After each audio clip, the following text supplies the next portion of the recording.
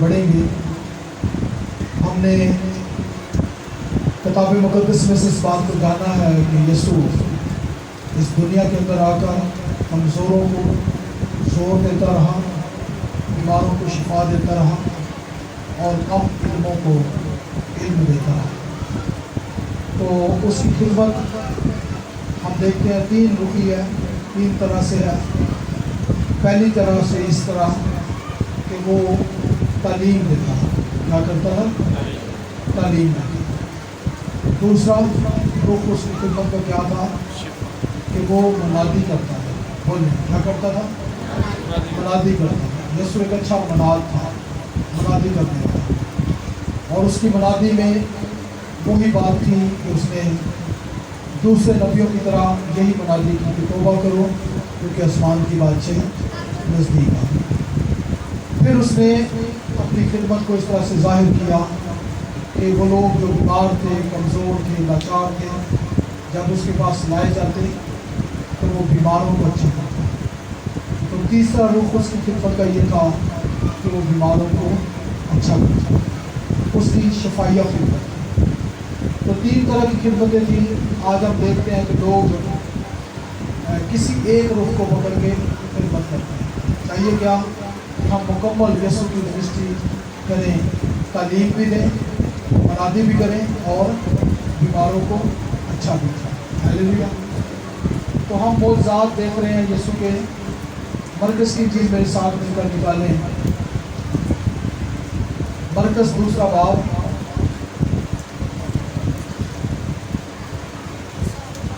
مرکز کی انجیل دوسرا باب،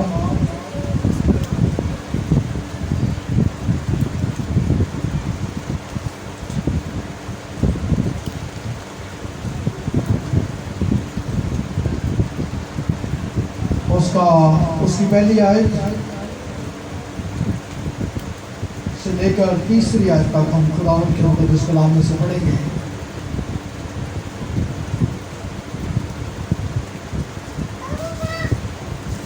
کئی دن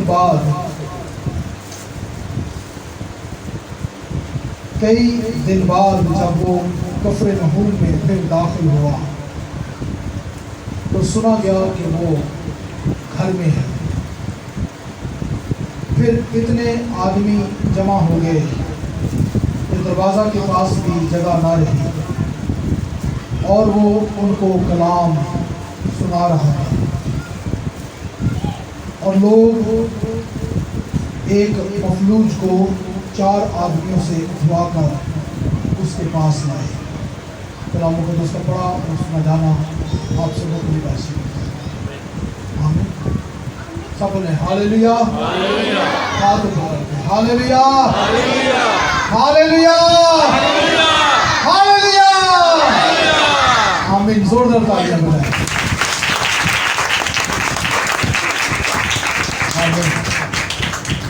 خداوند کے مقدس کلام میں سے جیسے ہم نے جانا کہ یسوع کی خدمت کا ایک رخ تھا کہ وہ بیماروں کو اچھا کرتا تھا۔ تو ہم نے اس تعلیمی سلسلے کو شروع کیا ہے کہ ہم یسوع کے معجزات دیکھیں، یسوع کی شفائیہ خدمت دیکھیں، اور اس میں سے جو بھی برکت خداوند دینا چاہتا ہے اس کو ضرور دیں۔ اس معجزے کو جس میں ایک مفلوج کی شفا کا ذکر ہے، دوسرے باب کی مرکز کی انجیل دوسرے باب کی پہلی آیت سے لے کے 12ویں آیت تک اس معجزے کا ذکر ہے۔ تو پہلی آیت میں ہم نے سنا کہ کئی دن بعد، کتنے دن بعد؟ کئی دن بعد جب وہ کفرنہوم میں پھر داخل ہوا، کئی دن بعد۔ انگریزی میں جب ہم پڑھتے ہیں تو وہاں پہ لکھا ہے کہ وہ پھر داخل ہوا، یعنی دوبارہ داخل ہوا۔ اس کا مطلب ہے پہلے بھی آیا تھا، پھر داخل ہوا، دوبارہ آیا۔ ادھر دیکھو، پہلے بھی وہ کفرنہوم میں آیا ہے، اور پھر خدمت کے بعد وہ کہیں اور چلا گیا ہے، پھر کئی دن جب باہر اس نے خدمت کی ہے، پھر واپس آیا، دوبارہ آیا۔ اور یاد رکھیں کہ कफरनहूम एक ऐसा इलाका है कि जहाँ कहा जा सकता है यसू का हेड क्वार्टर। क्या है? Head quarter. वो जाता है कफरनहूम से निकलकर बाहर खिदमत करता है, फिर वापस आता है, फिर वहाँ से निकलता है, जाता है, खिदमत करता है, फिर वापस आता है। तो एक तरह से उसका हेड क्वार्टर। और ये वो इलाका है जहाँ पर पतरस का अपना घर था।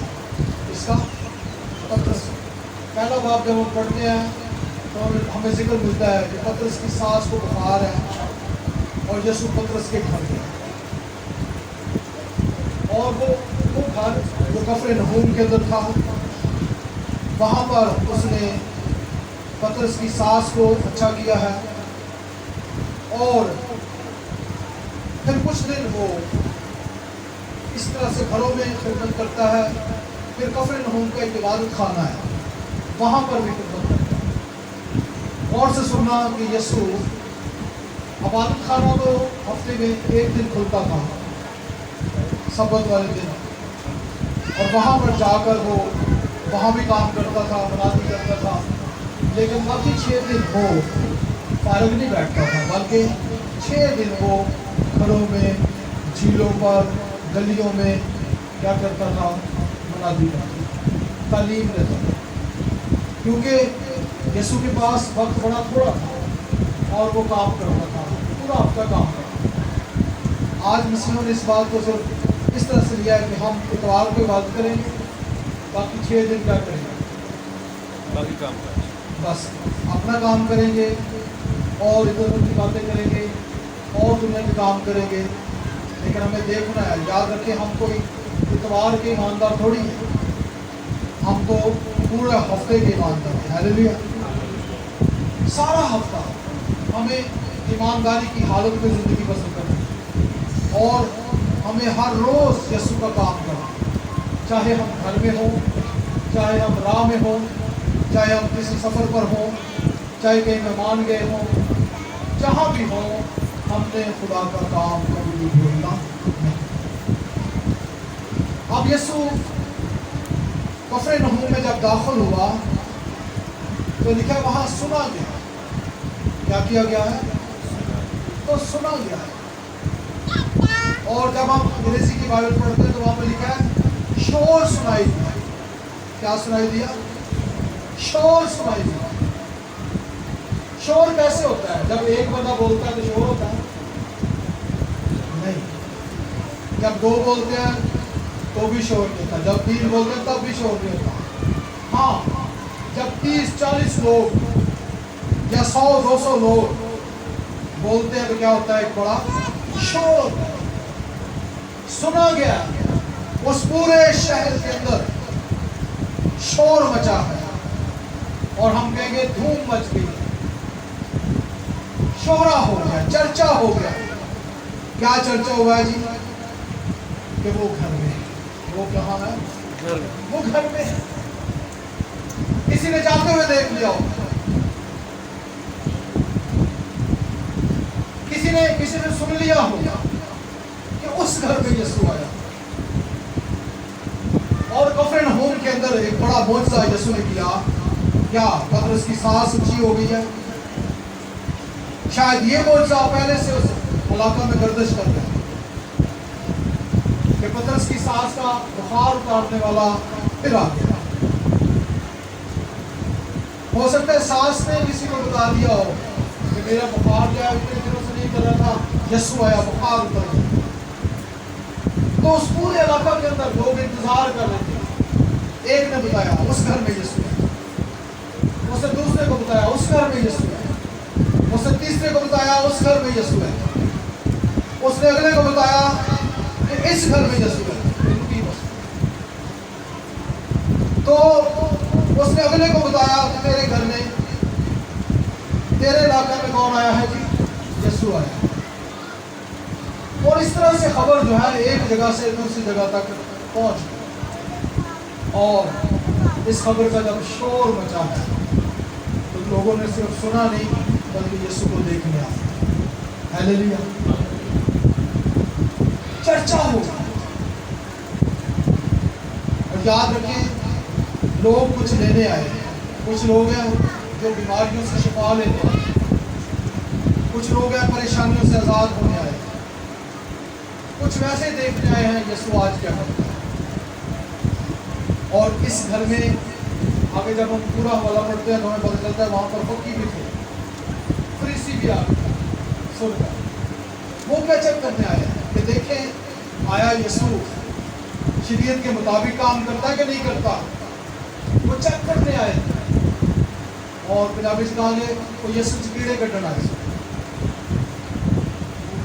کچھ کیڑے نکالنے والے آئے، کچھ یسوع میں نقش نکالنے آئے، کچھ یسوع سے فائدہ لینے آئے۔ اور ایک بھیڑ لگ گئی، اور اتنی بھیڑ لگ گئی کہ لکھا ہے اتنے آدمی جمع ہو گئے کہ دروازے کے پاس بھی جگہ نہ رہی۔ اتنے لوگ فلسطین کے اندر ایک چھوٹے سے چھوٹا گھر جو ہے وہ تقریباً 2.5 مرلے کا ہوتا ہے، اور اس گھر کا نقشہ اس طرح سے بنایا جاتا تھا کہ کمرے بنانے کے بعد اوپر ایک ہال، ایسا ہال بنایا جاتا جس میں 100-125 لوگ آرام سے بیٹھ سکتے۔ اور وہ کیوں بنایا جاتا؟ فلسطینی لوگ اس گھر کو بنا کر، اوپر والی منزل کو بنا کر ایسے کھڑکی رکھتے، اور کھڑکی یروشلم کی طرف کھلتی، کس طرف؟ یروشلم کی طرف۔ اور جب بھی وہ دعا کرتے کھڑکی کی طرف کیوں کرتے، اور گویا ہم کہہ سکتے ہیں آسان زبان میں کہ ان کا قبلہ، ان کا کعبہ یروشلم۔ یروشلم کیوں تھا؟ کیونکہ یروشلم میں ہیکل تھا۔ اور پرانے صحائف کو جب ہم پڑھتے ہیں تو نبی اپنی مشرق کی طرف کی کھڑکیاں کھول کر خدا سے دعا مانگا کرتے تھے۔ کیوں دعا مانگتے تھے کھڑکی کھول کر؟ کیونکہ سلیمان نے دعا کی، جب اس نے ہیکل کی تعمیر کی، تعمیر کے بعد مخصوصیت کی، ہزاروں جانور ذبح کیے، قربانیاں دی، تو ساتھ اس نے دعا مانگی کہ اے خدا میں تجھ سے دعا کرتا ہوں کہ اگر کوئی شخص تیرے اس گھر کی طرف رخ کر کے دعا مانگے تو اس کی دعا کا کیا دینا جی؟ جواب دینا۔ تو لوگ ایسے گھر بناتے ہیں اور کھڑکی کھول کر مشرق کی طرف کی، ہیکل کی طرف کی دعا کرتے۔ آج اس گھر میں یسوع آیا ہے، لیکن اس کا نقشہ کچھ اتنا امیری والا نہیں۔ جب ہم دیکھتے ہیں نا مخلوط کو لایا گیا تو چھت دیڑی گئی ہے تو لگتا ہے کہ ڈبل منزل نہیں بلکہ سنگل پورشن۔ کتنی منزلیں ہیں؟ سنگل۔ اور آرام سے اس کا چھت کھولا گیا، اس کا مطلب ہے چھت بھی کوئی اتنا مضبوط نہیں، کھپریل کھولی گئی۔ اور کیا ہے اس چھت کو جب ادھیڑا گیا ہے، کھول دیا گیا، ادھیڑا گیا ہے اور مفلوج کو لٹکایا گیا ہے، اور اس چھت، اس گھر کے اوپر جو ہے بالا خانہ دعائیہ کمرہ تو نہیں، لیکن آج جس سے دعا کی جاتی ہے خداوند کا خداوند اس گھر میں آیا ہے۔ ہیلیلویا۔ کئی بار لوگ گرجے بناتے ہیں لیکن گرجے والا نہیں مانتے۔ ہیلیلویا۔ اور میں کہوں گا گرجا بھی بناؤ لیکن جس سے عبادت کرنی ہے وہ بھی ہونا چاہیے۔ بغیر معبود کے ہم عبادت کر سکتے ہیں؟ کیوں جی؟ کوئی عبادت نہیں، بغیر معبود کے کوئی عبادت نہیں۔ آج اس گھر میں وہ آیا ہے جس کی بندگی کی جاتی ہے، اور اس گھر میں بھیڑ لگ گئی۔ اور غور سے سنیے گا، لوگوں نے شور کہاں سے سنا؟ کیونکہ کسی نے منہ بنایا۔ آج میں اور آپ کیا رکھتے ہیں؟ ضرور رکھتے ہیں کہ نہیں؟